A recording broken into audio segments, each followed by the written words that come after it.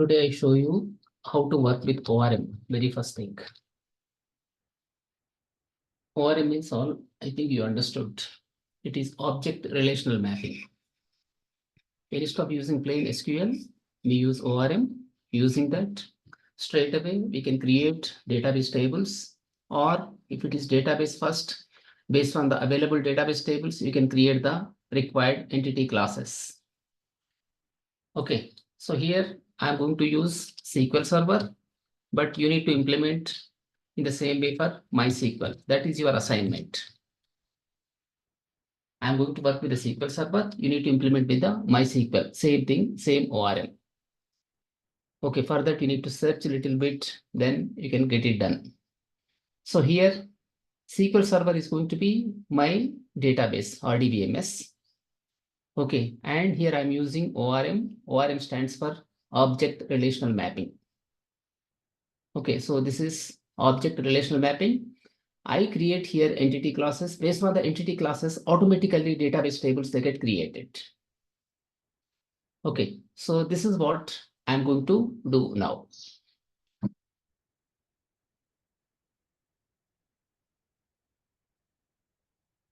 You understood what is ORM?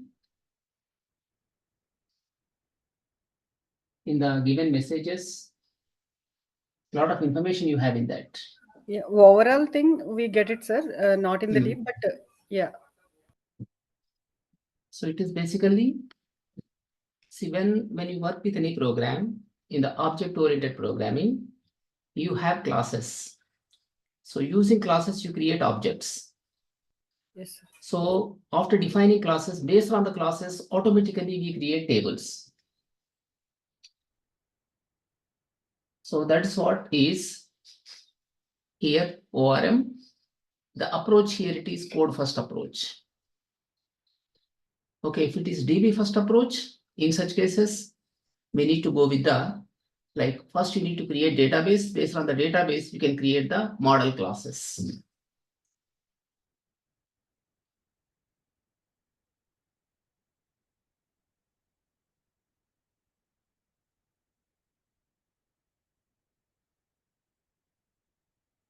Okay. So for that, first of all, I need to create a project here. This is the templates in the Visual Studio. So some of you, I think, already downloaded Visual Studio. Okay. So when you launch Visual Studio, you can get this. And here you need to go with the create a new project. Go with creating a new project.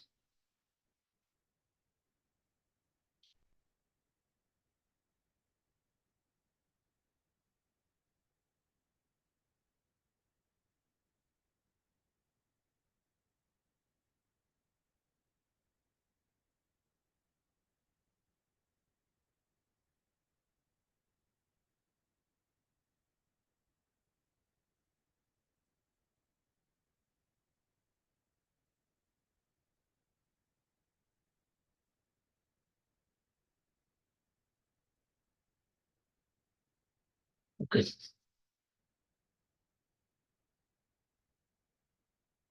Here we are going to use entity framework. With the help of that, we try to create here database based on the code. It is code centric. Let us create project first.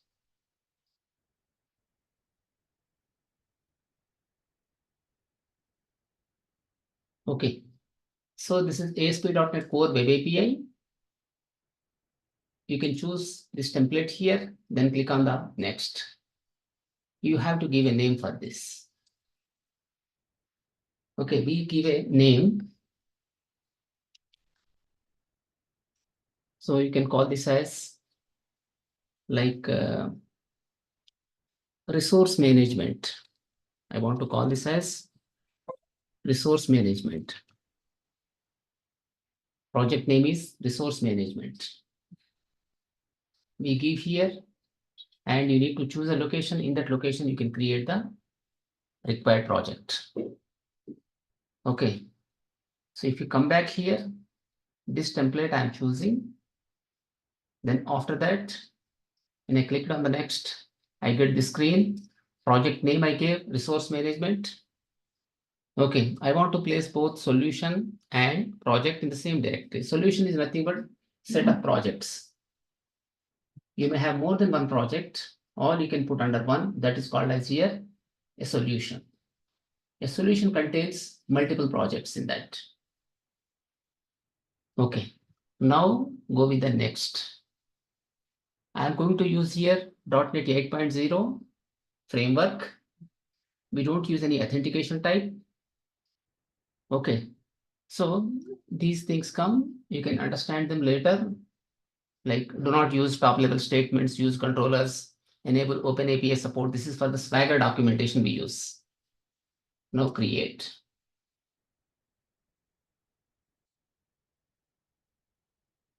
So the project is created. Okay, in order to use this particular, entity framework to use with this project, first you need to add the required libraries. Click on the tools here, then go to NuGet package manager. Here you can choose this one. You have to see the we need to search for certain libraries. Here it is Microsoft Entity Framework Core. This first we need to add here. Select it, select the project here, then install. Okay, this is going to be getting installed. This is one library. Next library is tools. Also we need to add here. This is another library. We choose this and we are installing this.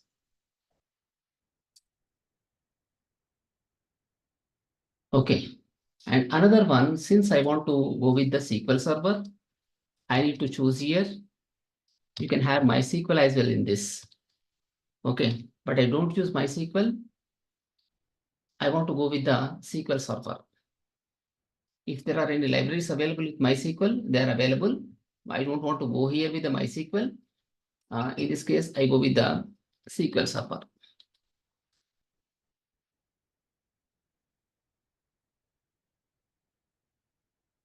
Okay, so these libraries now they are added.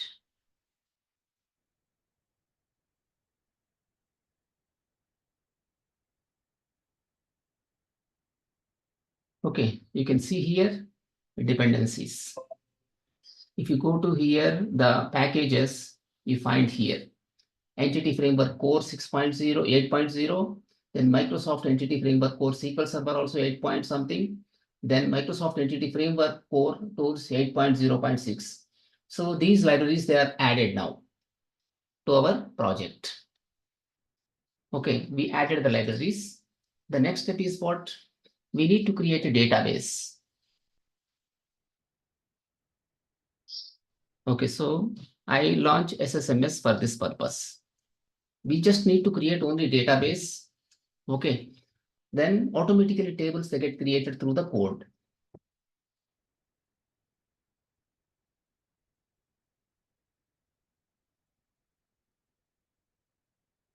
So this is launching now here.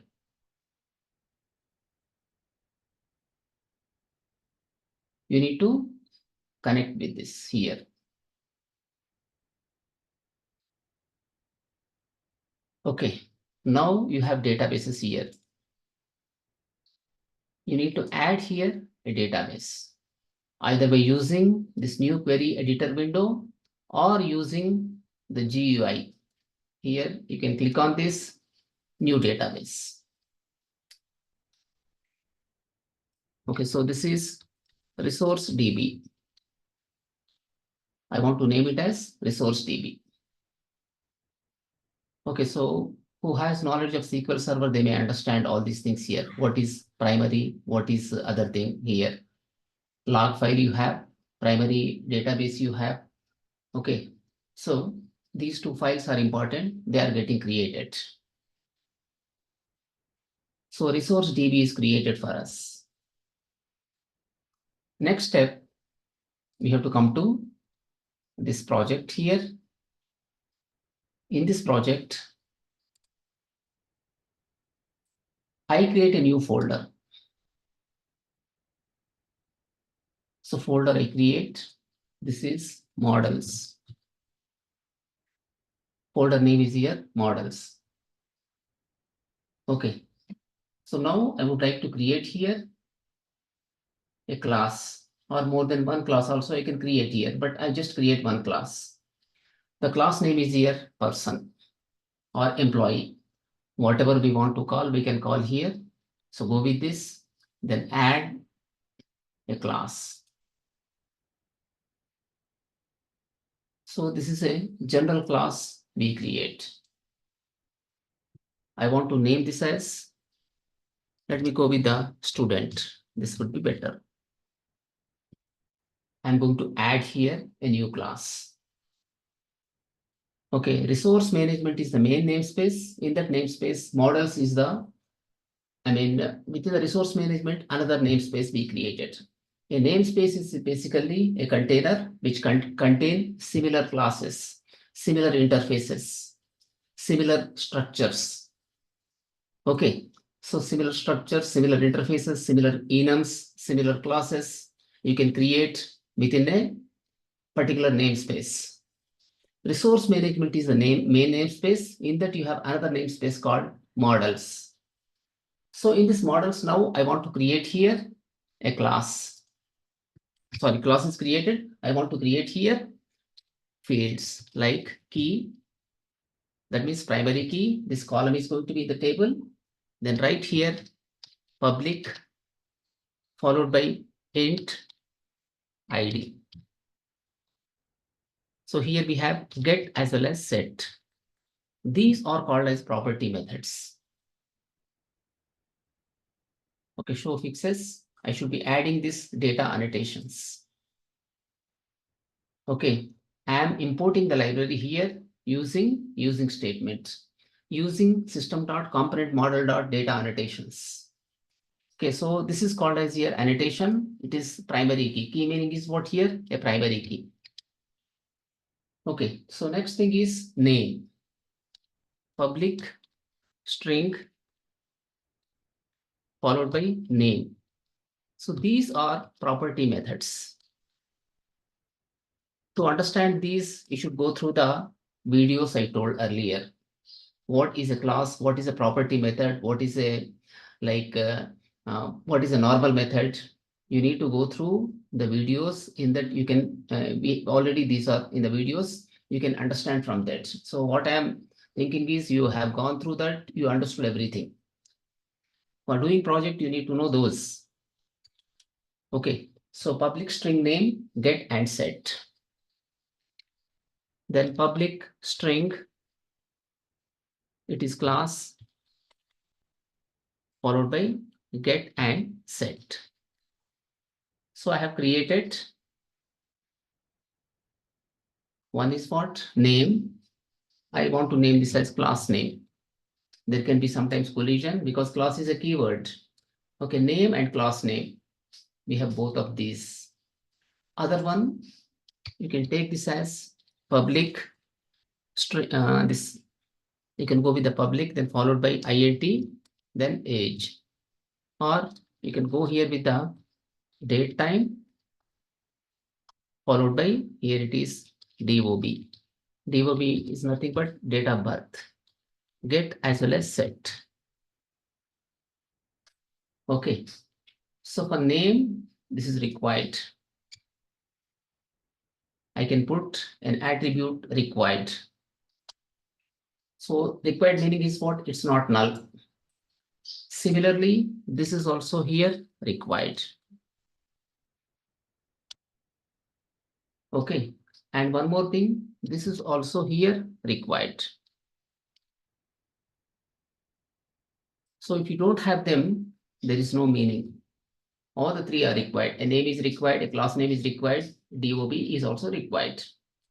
We have here 4 fields within the given student class. Okay, we have here student class. Okay, so this is containing here. First thing is ID. The next thing is name. Next one is going to be here class name. And other one is here DOB. Okay, we have added these things. The next step in the configuration file, you need to add the connection string. To get connected to database, you need to add the connection string here.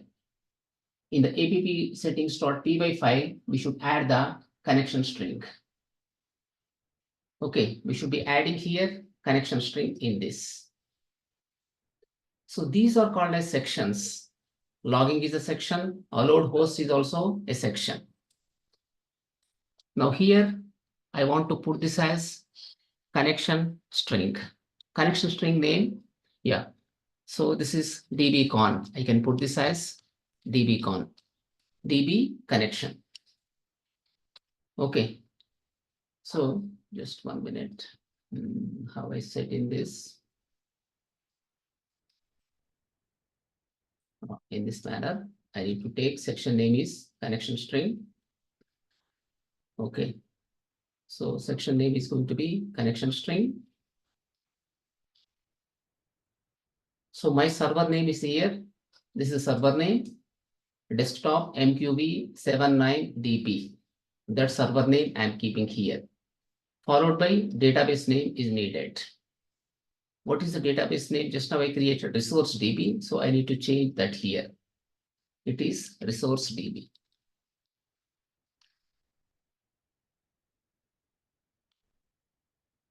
Okay, resource DB is the name of the database.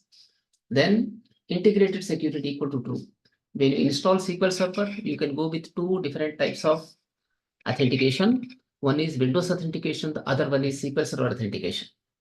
So when you go with Windows authentication, what happens exactly with whatever name, whatever username and password you log in into your computer, same is applied automatically here. You need not enter separately the credentials.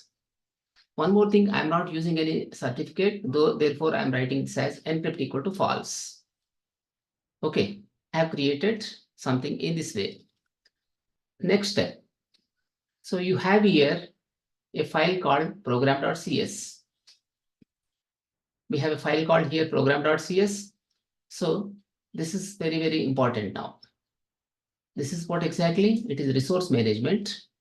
Okay, if you come to EMP manager, here we see the program.cs. This is the starting point of the application. Okay, first thing is you need to add the configuration. Then you need to add the DB context. Copy this here and come to resource management, and in the program.cs, we need to add here in this area. Let us add. Okay, but here app settings.json options, we have that. So we don't have any employee context. So far, this is not added. The context is not added. We need to add that context now. So what we have in this, let us take that. There is a context in the models folder. It is employee context. So I can take this here totally, or else I can create here a new class. I can come to models.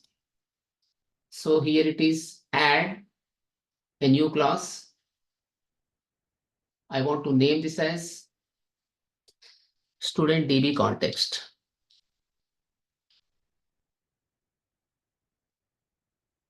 Class name is here, student DB context. This is fine. Okay. So instead of rewriting that, just what I do, I can copy from here. I can copy from here. It's not employee context. I need to change that. But I copy from here, then try to put inside this. So this one is student DB context. We have to take like this, and here we need to inherit the DB context. This is basically inheritance. We are inheriting this. It is not employee, this is student. followed by here it is students. Okay, so this way I created the context class. I created student DB context. Okay, so here it is referring the student. Now let us come to the program.cs.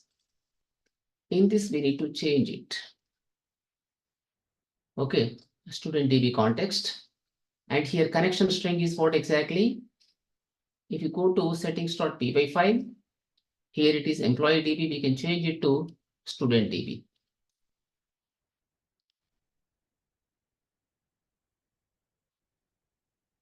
Okay, student DB is going to be the key within the connection string. If you come here and you need to put that, so that section details now we are going to get. Okay, so what happened now? This is created. Twice it has come. Okay, I delete it, then save this one here. No errors.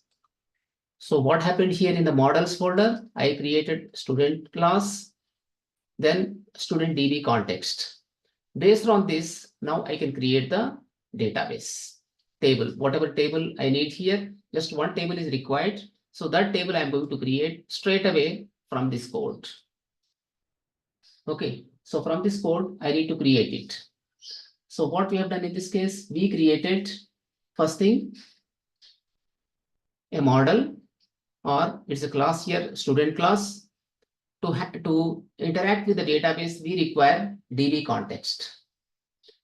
Student DB context I created here. Okay, so within that context, whatever connection is required with the database, that is coming up automatically in this. Okay, so now I should create the required database. The tables I need to create in this case. Okay, so what we created, first thing is we added few libraries. Second thing, we created app settings in that one section, connection string, student DB. So these are the credentials here, database name and server name. Okay, so next thing is here, created student model or student entity. Then next thing is student DB context we have created. Then in the program.cs, we added the first thing is we should add the configuration. Okay, configuration settings always we keep in the app settings.json file. Similarly, we need to add the DB context. So this is basically like a console application. So here we need to add whatever features we require. Then at the end, we are going to be running it. So when we run, server starts for us. ASP.NET Core server is going to be starting in that case, either IIS or Crystal. Any one server is going to be getting added. Okay, so now we have to create here the required tables. Okay, table we need to create. So for that purpose, we need to add the migration.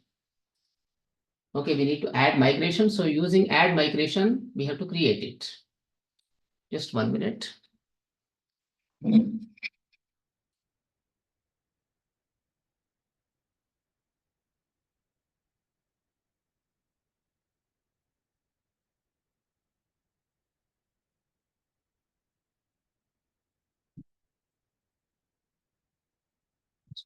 So,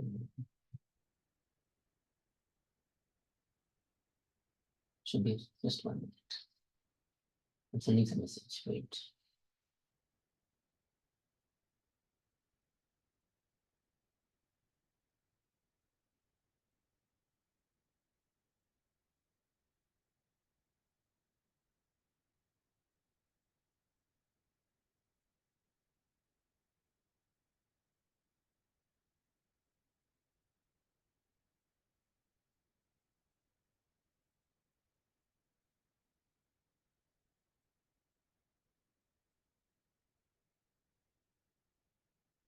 Just 1 minute, please. Sending the message.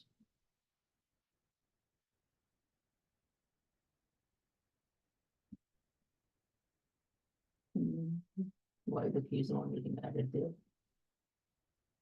Probably you have an issue. Due to that, it's not working properly.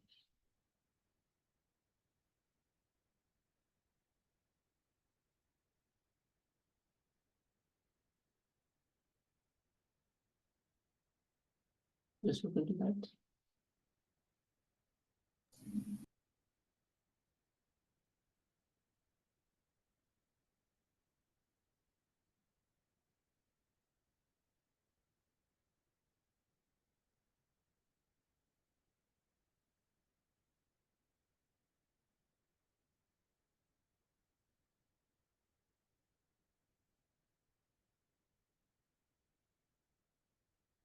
Okay. Yes.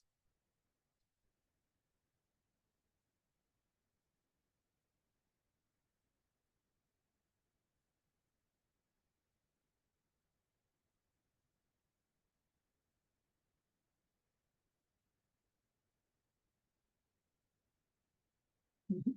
Mhm. Okay, I'll send you. Send it. Okay, fine.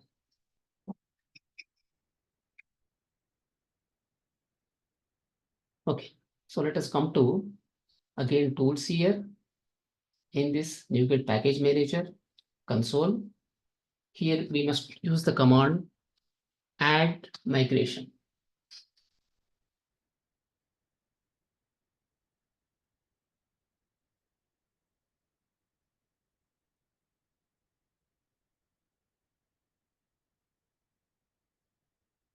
So name we should give here. We can name this as resource manager.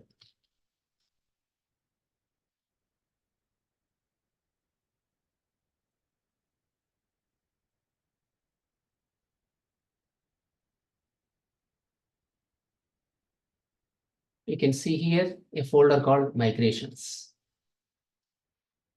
Okay, a migration is available for us. Now using this migration, we can create the database. Okay, we need to create now with this database.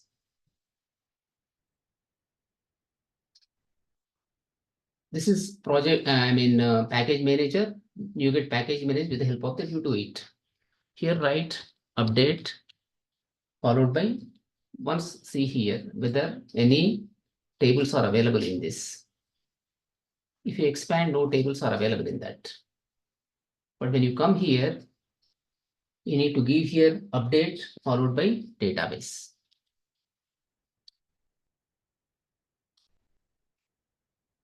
Build started, build succeeded. Now if we come to this one, refresh this here,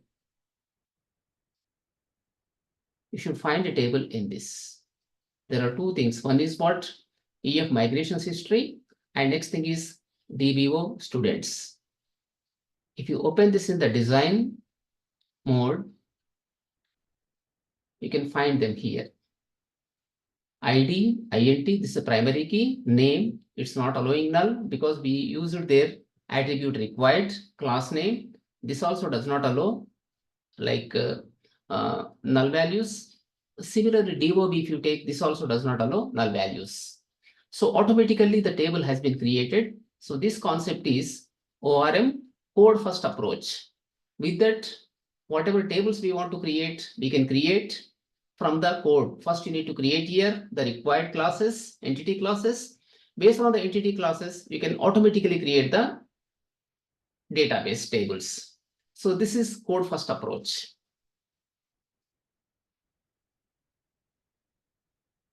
So this approach is called as code first approach. Here you have the entity classes. Based on the entity classes, we are going to create the database tables. Database first we need to create. Then in the tables can be created based on the models available here. Okay, based on the models available. So here you require whatever entity classes you need. Then you require one context class. So using this context class, we are creating the required tables. So this is what exactly is ORM, code first approach.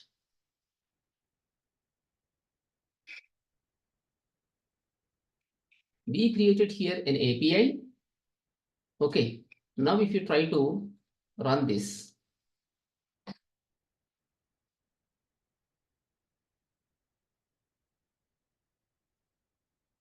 we are getting with the Swagger whatever here already controllers are available, for that it is giving. Okay, weather forecast by default that is added. So it is showing with the Swagger the documentation. Now let us try to create a controller for the student. I am going to create a controller. So click on this now here, go with the add, then go with the controller here. So this is API controller empty, not empty actually. So actions I require. So add here, followed by, you need to give the model name. So this is student model, and the DB context is student DB context. Click on add. Now automatically a controller is going to be getting created for us.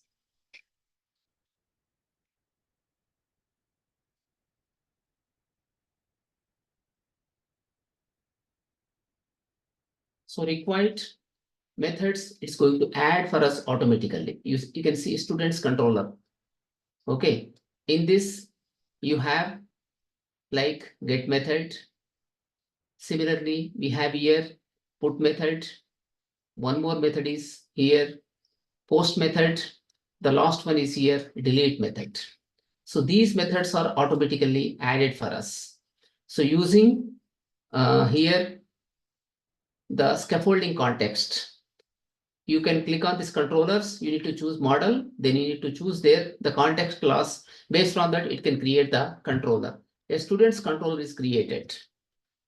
Now if you go to this one here, start debugging. In that case, you can see the documentation for this controller as well. API students, this is okay, like this, it is available for us. Okay, this is for the students. Apart from this, there can be more. For weather forecast also you have here. Okay, for students we have, as well as for the weather forecast also we have in this case. So this is nothing but documentation called as Swagger documentation. So with the help of this, you can know what are the controllers available and what are the APIs available, what are the endpoints available. So how to work with that, you can understand. If you go with the get, it doesn't take any parameters. Okay, but when you go with the post method, you need to pass certain parameters here.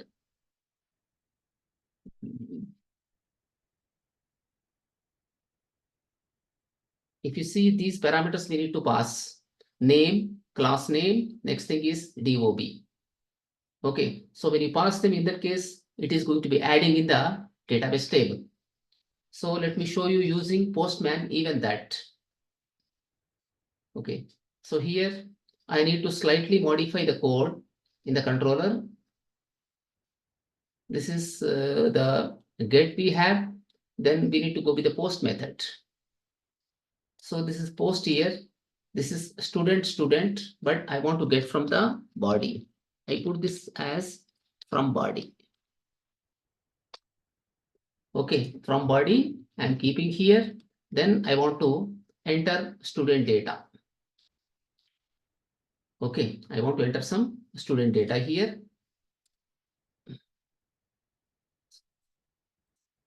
Okay, so again, let me run this.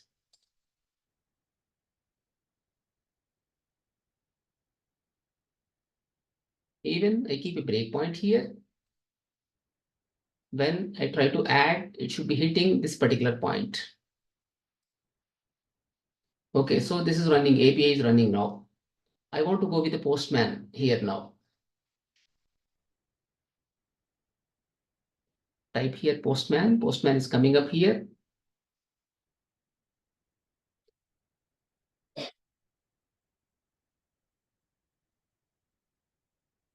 Okay, we have to use here the API name. So what is the name of the API here? This is going to be the base URL. Okay, I put here the base URL first thing, followed by API. The next thing is, what is the controller name? I need to see here. Controller name is here students. Okay, I put here students. Sorry, it is not that. Control C. Here it must be students. Okay, now we need to send data here. Go with the body, and this is going to be JSON data. Okay, now in this, what are the fields required in the class? When you come to the student here, you can see one is ID, but ID automatically gets entered. Name, class name, and DOB. We need to pass these things. So let me pass here. First thing is name, colon. Okay, so this is the JSON data. It is name, followed by colon. Then this is, we put this name, Jagan Reddy. Okay, so next step is, I need to add the second field. What is the second field in this? It is class name. So we go here, then put class name. This is like first, followed by, I require here DOB. Then I need to enter here data, like a string only I should enter. But first we need to enter here year. So it is something like 2017, followed by, it is 10, followed by 10. Like this, I enter. Okay, so this is, I am testing the API. API must be running for that. This must be running. Now click on the send here. So it has failed in this case. Unable to send, it is saying, could not send the request. Okay, so if you come to API, it is unable to send because twice this is coming here. Okay, it should not be coming twice. Now try to send again. 200, okay. So this is successful. We are getting the result 200. Whether anything is updated in the database or not, let us see. Go to this, then select top 1000 rows. So it is not updated. Okay, so what is the reason? Let us see. So if you come to the controller, student controller, here if you go with the post method. So there is one post method. We need to take the post method here. Okay, this is post method. Save changes async. This is correct only, but it is not coming into this particular point here. When we are trying to, it is not hitting this particular thing. It is returning for us, okay, empty only. So it is not coming into this point. But this is 200, okay, we are getting. Let us go with this and try to add here ID equal to some 0. Let us put in this. Okay, this is a number. I need to go with a 0. Okay, then put a comma. After that, sorry, it is JSON data, colon is required. This must be running. Okay, it's running here. Now come to Postman, then click on the send. Even now it is not hitting. Okay, it's not hitting. What is the reason? We need to see. HTTPS, this is a method is get method. I need to change to post method. Okay, click on the send now. Now it is hitting. Okay, press F10. Okay, return created action student. So if you press F5, you come to this one here. You can see what data is added. You can go to database. In the database, when you try to see, you get the, this time data will be available. So that means this has been added to the underlying database table. So this concept is called as ORM. Without writing a single SQL query, we are saving data in the database and we are testing it with the, we are testing this with the Postman. So this time I want to go with the get method. When I go with the get method, all the data can be retrieved here. It is retrieving and showing. Okay, it's retrieving and showing the data here when you go with the get method. Similarly, if you want to get one particular person's data, Click on this, then it's going to show that record. Based on the ID, you can search.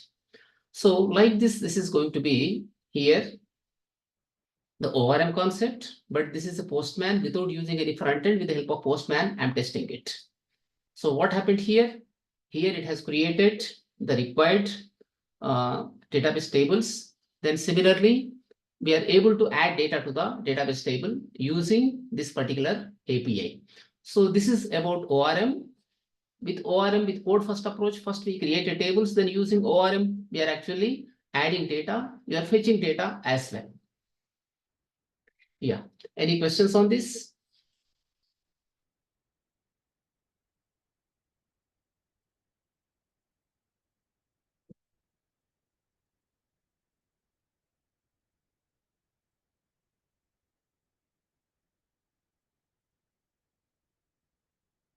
Sitaram? Yeah, I'm here. Yes. So this is what is ORM. Shall we do today, tomorrow? Yeah, shall we do tomorrow?